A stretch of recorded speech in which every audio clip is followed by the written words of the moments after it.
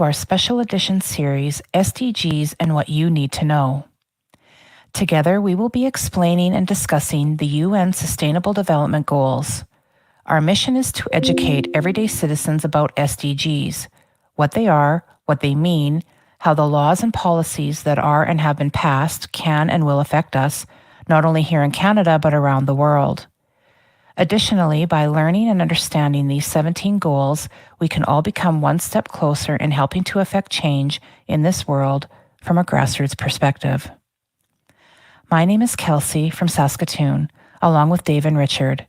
We are Acres of Truth. Joining us is our special guest, Mark, who has been talking about the agenda for 20 years now. Welcome, gentlemen. Greetings, Kelsey. It's Dave from Winnipeg, Ag Specialist. Greetings, Kelsey. My name is Richard. I'm a farmer from southern Saskatchewan. Hi, Kelsey, Dave, and Richard. It's Mark here from Saskatoon, Director and Founder of the Forum for Canadian Sovereignty. Thank you, gentlemen. The format of this series is for us to read the SDG, discuss the targets, and break it down for people to understand. I'm going to read the first SDG, which is number 1, no poverty. Eradicating extreme poverty for all people everywhere by 2030 is a pivotal goal of the 2030 Agenda for Sustainable Development. Between 2015 and 2018, global poverty continued its historical decline, with the poverty rate falling from 10.1% in 2015 to 8.6% in 2018. Nowcasts suggest that owing to the COVID-19 pandemic, the global poverty rate increased sharply from 8.3% in 2019 to 9.2% in 2020, representing the first increase in extreme poverty since 1988 and the largest increase since 1990, and setting back poverty reduction by about 3 years. The impact of the COVID-19 pandemic reversed the steady progress of poverty reduction over the past 25 years. The unprecedented reversal is being further exacerbated by rising inflation and the impacts of the war in Ukraine. It is estimated that these combined crises will lead to an additional 75 million to 95 million people living in extreme poverty in 2022, compared with pre-pandemic projections. I'd like to turn over the mic to Mark at this time to begin our discussion. Welcome, Mark. Yeah, thanks for having me.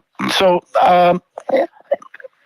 it's really important for people to understand that number one, end poverty, is part of the much larger goal of the overall Agenda 2030, Agenda 21, the Sustainable Development Goals.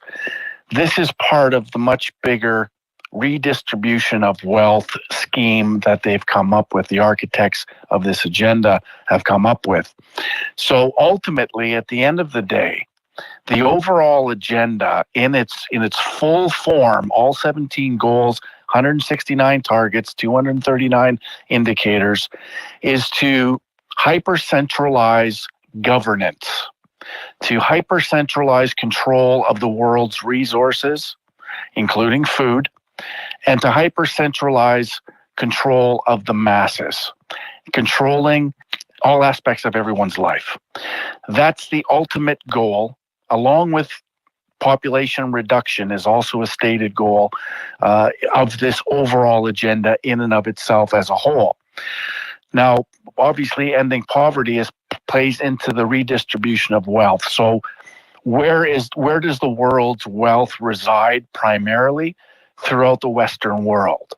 So we need to figure out ways to suck as much wealth out of the first world, turning the first world into a second world, potentially a third world, nation states. So we're all equal. So we're all equally poor. So we're all equally dependent on this global governance model. And so we're all much easier because we're dependent, because we're maybe even desperate, we need the warm embrace of global governance. This is ultimately what their agenda is. And there's obviously policy, there's obviously bills being passed, there's being money sent to, for example, the Ukraine, to be siphoned from there and spread throughout the world, maybe into the UN, into UN projects. It's all funding mechanisms up to and including even CO2, climate change, carbon tax, carbon pricing. There's a document that I discovered back in 2012 where it clearly states that they're using carbon tax and carbon pricing to raise money to be able to address the budgetary problems they're having with sustainable development. So it's a funding mechanism. It has nothing to do with saving the planet from CO2 or climate change. And so all of this is relative to goal number one, which, it looks like it's we're doing good. We're leaving people from poverty. But at the end of the day, at what cost? The cost of Western civilization, the cost of the first world being reduced to a second or third world. And so we're all equal. And this goal of achieving equality, and we'll get into that in goal number 10, is all relative to this. So I'll let the other two gentlemen speak to this goal as well, but I just wanted to give it an overview. Yeah, that's good points, Mark. They're literally spending billions of dollars to facilitate all these goals, which sound like really good things to do, right? But as you said, the child tax, benefit, right? They're putting an extra $25 billion over 5 years.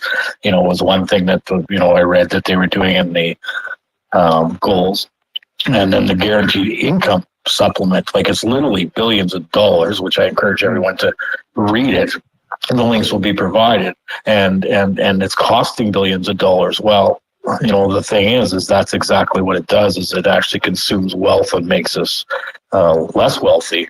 It doesn't actually accomplish anything for the poor. It makes us all poorer is what happens. The government just can't understand that basically for them to be wealthy, if they let us prosper, we actually meet those goals on our own by basically fixing up our own houses, by making it more efficient, buying newer vehicles which are more efficient, and the government would get more money because we pay more taxes because we're making more money, but they just don't seem to understand that. But I think Dave can talk more on that, right?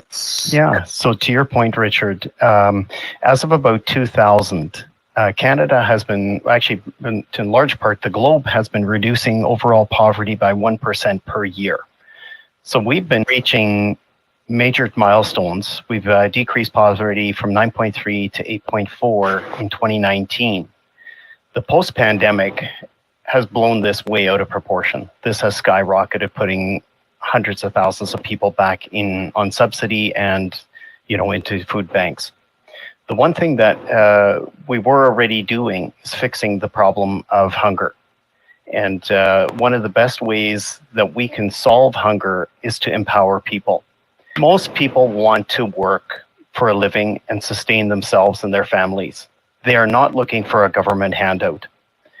But the last 2 years have taught many and created a reliance on that government handout, where they're sitting at home, they're idle, they're not doing anything, suicide, depression, those numbers are all skyrocketing because people are feeling defeated just from sitting at home and collecting thousands of dollars in checks. And these thousands of dollars are costing Canadians up to $5 billion per year. That number is continually growing. And if in my situation here in Manitoba, our federal debt is at almost $18,000, further a provincial debt of another $16,400. So myself and my family each are responsible for about $36,000 of debt. And if Saskatoon, it's a little less. You're $23,600, Calgary, $27,000, St. John's, $47,000. These debt numbers are spiraling out of control, and it will take decades if we can even turn that around. Well, and it's interesting you mentioned this, because there's a lot of people that are confused, and they think that we should be focusing on inflation. They think we should be focusing on the economy, and they're not wrong. But people have to understand that all of these issues surrounding inflation, cost of living, the economy, it's all relative to this agenda.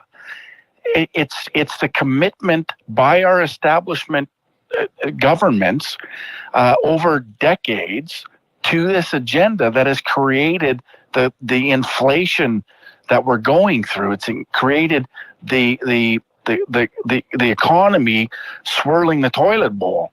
It's because of this agenda, and people need to understand. I get it that your soccer moms in Toronto think about inflation and they think about the economy. I get that. I understand that. But if they only knew and they only understood that the root cause of this inflation is the globalist agenda, is globalism, while we send billions overseas and funding the Ukraine war that very much was avoidable, all of these things are connected, and people need to understand that. And it's our job to ensure that they understand this, that they understand why there's cost of living has gone through the roof, why inflation is where it's at, and why the economy is in such terrible condition right now. Again, it's all relative, and we need to make those connections and connect the dots for people. So while the goal in and of itself, end all poverty sounds wonderful, but at what cost? Are we going to destroy Western civilization where most of the world's wealth has been created that actually enables us to feed the rest of the world? Are we going to cut that off at the knees because this goal sounds so nice? I don't think that's achievable. And you're 100% right. Humanity has always been able, since the dawn of time, humanity has always been able to invent, to solve problems, to come to the table with ingenuity and solve these world problems. If left to our own devices, we can do this. We don't need some supranational entity dictating the terms of our life, all aspects of that life, in order to solve these problems. We need a free market. We need free market capitalism that encourages problem solving, creation, building, ingenuity, and all of these other things that we've shown, as you've stated, past decades, the improvement in people's lives around the world because of that ingenuity, those problem-solving skills, the ability for humanity to solve these problems, these world problems, and we're moving in the right direction. We don't need a dictatorial entity telling us how to do this and destroying wealth at the same time. It goes against all things reasonable. Absolutely. I think capitalism has been the way forward, and the free market has always dictated what the supply and demand curves are. Look at our food costs right now today, and yes, there's inflation, yes, there's higher taxes, but on top of all that, there's overinflated pricing. And we see from big corporations, their profits to their shareholders 10 to 14% higher than pre-pandemic. The reason you're paying higher costs for foods isn't just because of that inflation rate, which, the metaphor for calculating that have also been changed during the pandemic. And people need to be aware of that. And you raise a very interesting point in all of this, because within this agenda, there are support mechanisms built in, and one of those support mechanisms is the World Economic Forum. And since 1971, since it was first founded by Klaus Schwab, they've worked very hard at developing partnerships with multinationals, oligarchs, monopolies, big tech, and they've all been promised that they will share in these record profits that we're seeing all of these multinationals and oligarchs and monopolies all share in. And of course, they are showing record profits. I mean, through the pandemic, it was small business, medium-sized business that suffered the most, while all of these multinational companies all recorded record profits through this experience. And they were all promised this as being partners to this agenda. And from this, of course, the SDG, Sustainable Development Goals, comes the ESG, right? Environmental, social governance. And so all of these multinationals that have recorded record profits are more than happy to play along and to be a party to this and participate in this overall agenda. And I like to call that fascism. It's this idea where capitalism has taken, a lot of heat over the last decades, primarily from the left, it wrongly, because what we've been seeing for these last few decades has nothing to do with free market capitalism and everything to do with crony capitalism and this, governance to corporation partnership. And that's fascism. And this is what this whole agenda came together, was the convergence of communism and fascism working together to govern the planet. And so, really, that's what this is all about. And so you raise a great point in that. Mark, I want to come back to that in a little bit here, but before we come back to that, I wanted to ask you one question, or a question to the three of you. One of the targets when I'm reading, and I put myself in the shoes of the listeners. You guys have been at this and researching this, and Mark, you've been talking about this for a very long time. But when somebody like me or listeners who are new to this and who are trying to understand this read a target or hear a target such as this, by 2030, eradicating extreme poverty for all people everywhere, currently measured as people living on less than $1.25 a day. What does that mean, and how does that affect this overall goal for poverty reduction? Yeah, so I mean, this is splitting some hairs ultimately, and this is what they want when they write these things down. They want people to look at things. They want people to be a little bit confused. They want people to be enamored with all the pretty words. But at the end of the day, ultimately, again, as a whole, this agenda is meant to create global governance. It's meant to control the world's resources, control people's consumption, how they consume, how things are distributed. They want control of all aspects of everyone's life. And that's how I look at this. That's how I approach this.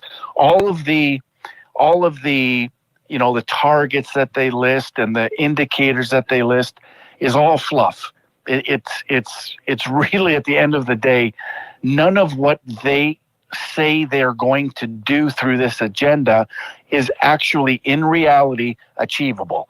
They're not going to achieve it because money doesn't grow on trees. Wealth isn't created by stamping out capitalism. That it's not how it works. In fact, it's the opposite. And we've seen totalitarian, authoritarian states throughout history eat themselves because their economy is in tatters. There's nothing there. They're not producing anything. They're not creating or building anything. They're literally dying is what happens.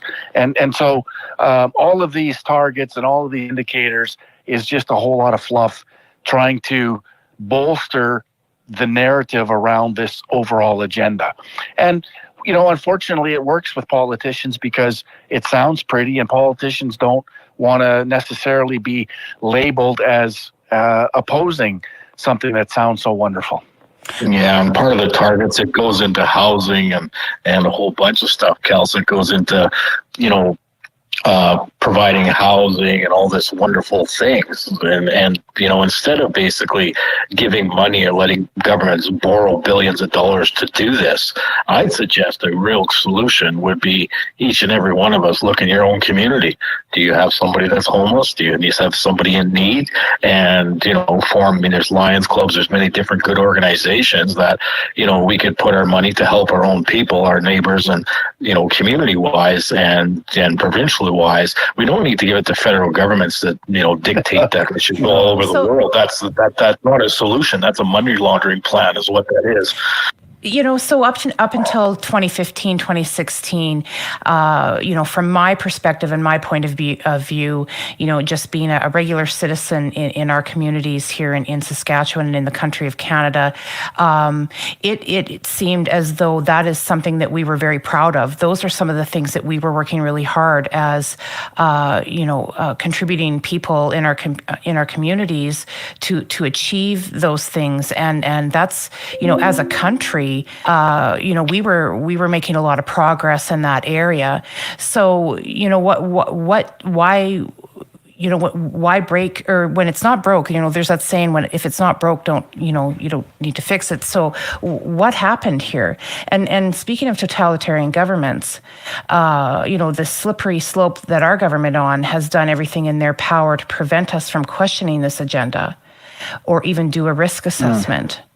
So given these roadblocks, what tools for these listeners, what tools do we have at our fingertips? How can we help affect change? Like you said, Richard, at a grassroots level, and keep our voice relevant and heard, and simply put, how do we push back?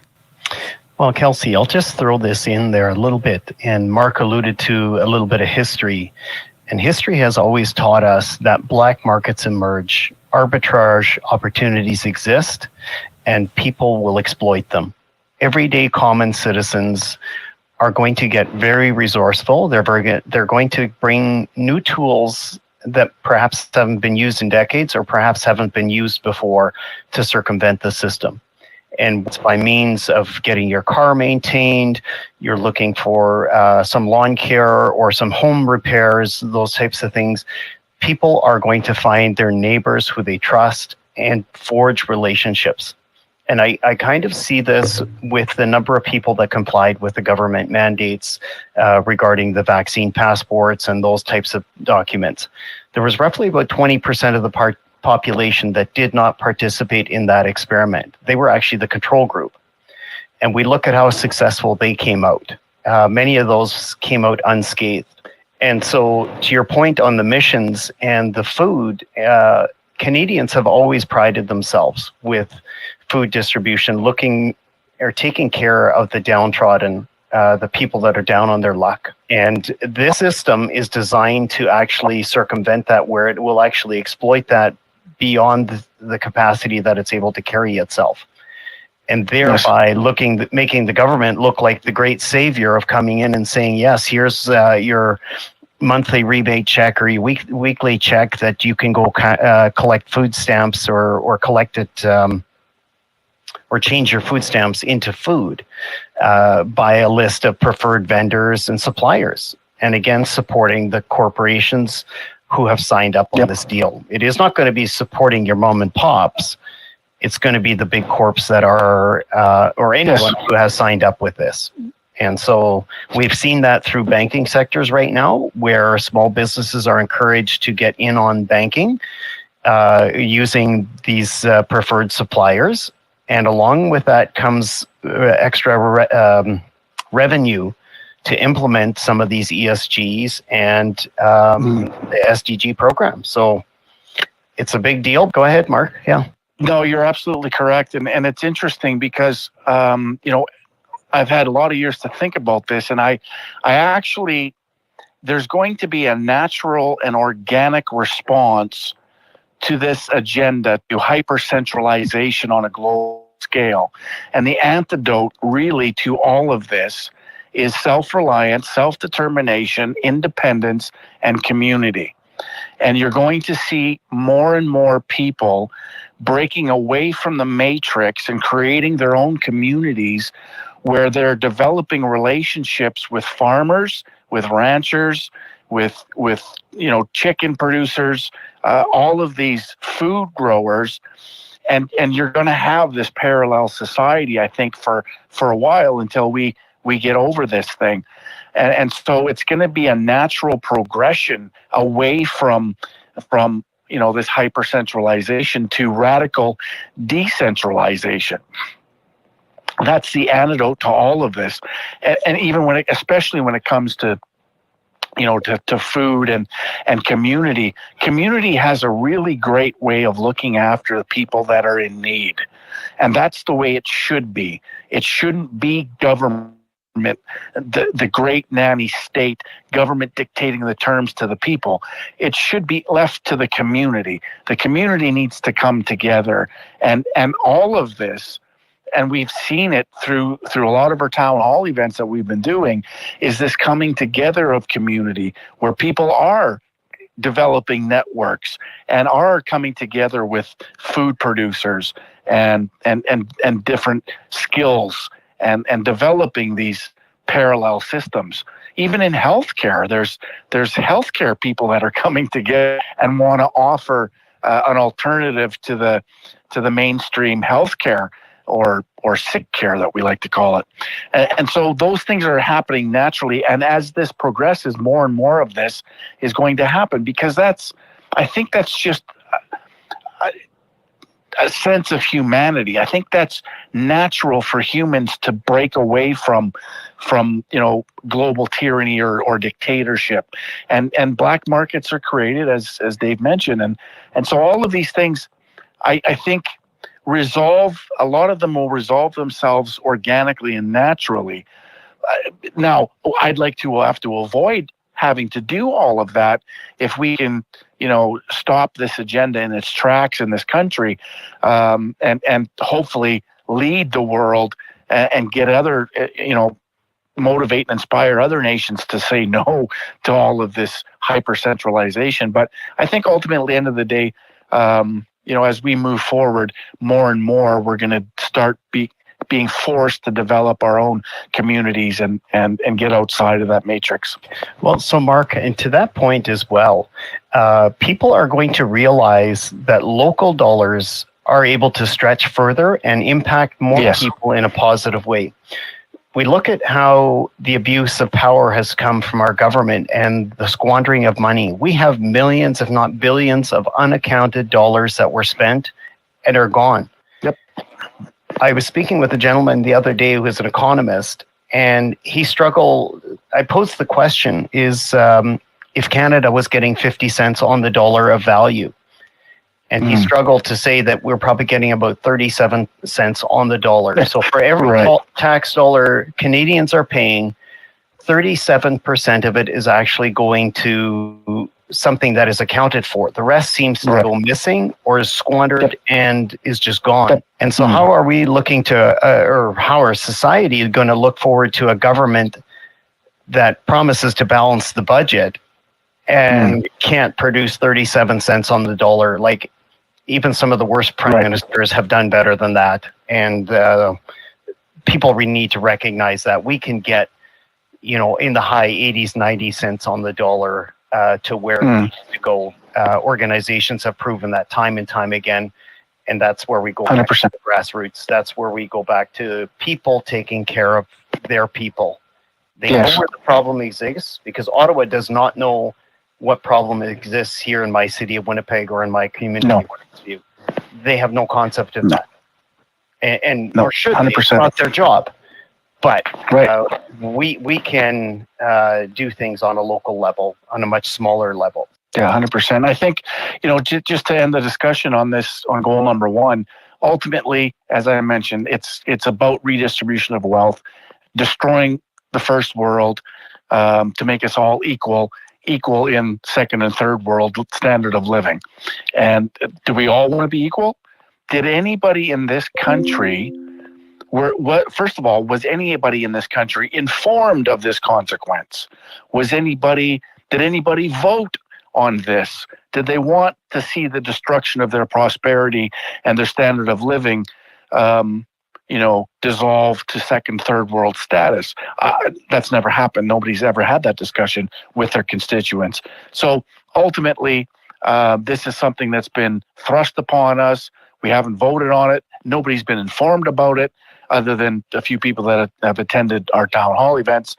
And so really, it's things like what we're doing in this space is educating people and letting people know what's really at stake and what's really coming down the pipe. So to wrap up goal number 1, that's I think we can do that.